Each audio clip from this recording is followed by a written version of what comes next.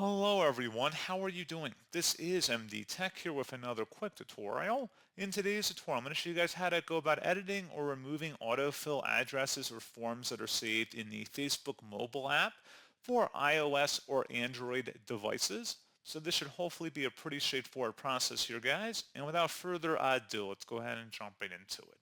So all you have to do is open up the Facebook app and select your profile icon in the top right.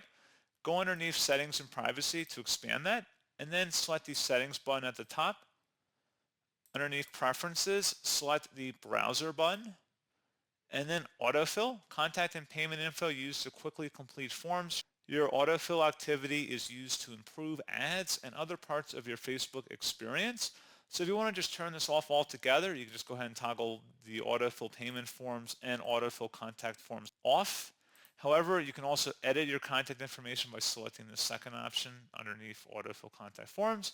And you can also edit payment information in here as well. So pretty straightforward process on that, guys, on how to do it. And as always, thank you for watching. I do hope I was able to help you out, and I do look forward to catching you all in the next tutorial. Goodbye.